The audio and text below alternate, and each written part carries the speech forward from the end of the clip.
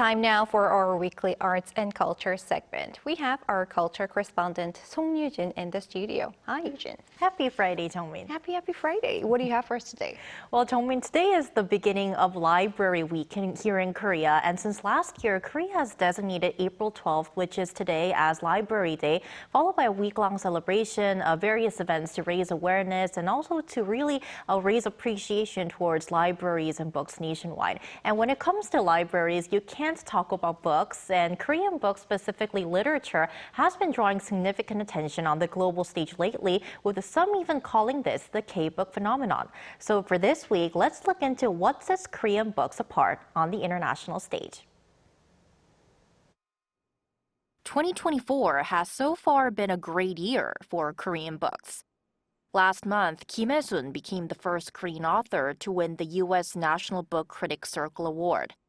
Lee achieved another first for Korea by being shortlisted for the prestigious Hans Christian Andersen Award, while 3 Korean picture books won trophies at the Bologna Ragazzi Award.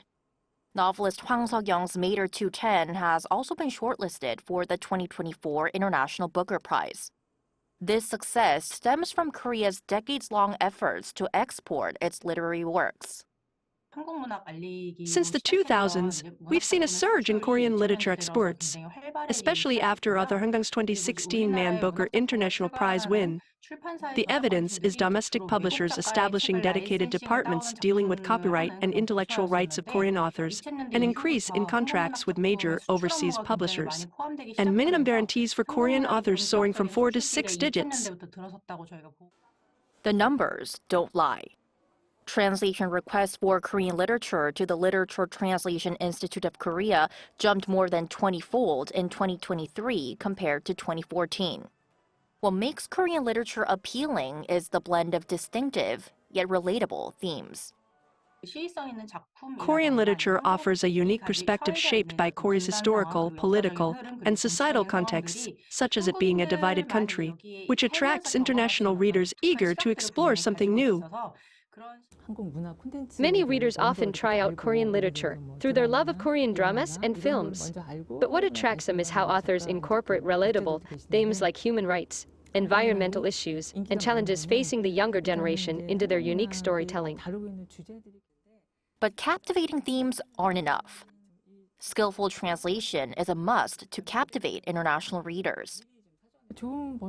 A great translation preserves the emotional depth of the original by understanding both the author's narrative and the nuances of the target language and culture.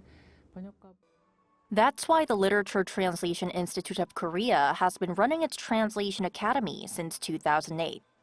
Notable graduates include Sora Kim Russell and Youngjae Josephine Bae, the translators of Mater 210, as well as Anton Hall, who translated Jung Bora's Booker Prize-nominated work, Cursed Bunny. Looking ahead, as the majority of translated Korean works are currently commercial fiction, introducing long-standing classics could ignite even more curiosity and interest in Korean literature. K-pop, K-dramas, K-food, and now K-books. Yoo-jin, I wonder what's being done to broaden the global appeal of Korean books? Well, there's quite a few actually. So last week, the Culture Ministry announced a set of plans aimed at promoting Korean literature on the global stage through overseas cultural centers. So for instance, the Korean Cultural Center in Sweden is currently hosting an exhibition showcasing over 80 Korean picture books until the end of this month. And the Korean Cultural Center in Los Angeles, US will be inviting Jung Bora, the author of Cursed Bunny, for a lecture and book signing event. And also the center in Sydney, Australia will be hosting a Korean Literature Week at a big local bookstore near Bondi Beach in July, where they'll be exhibiting Korean literary works and hosting reading sessions. Sounds interesting. And Yoo-jin, as you've mentioned earlier, it's Library Week here in Korea. Right. What can we look forward to? Well, the Culture Ministry once again has selected 30 libraries nationwide where they will host very engaging talks with selected authors on various topics ranging from the arts, history, and science. And we also have World Book and Copyright Day coming up on April 23rd. The ministry plans to organize a public book gifting event at Seoul's Gwanghwamun Square. More details on this event will be announced soon. All right, our culture correspondent Song Yoo-jin, thanks for your report. My pleasure.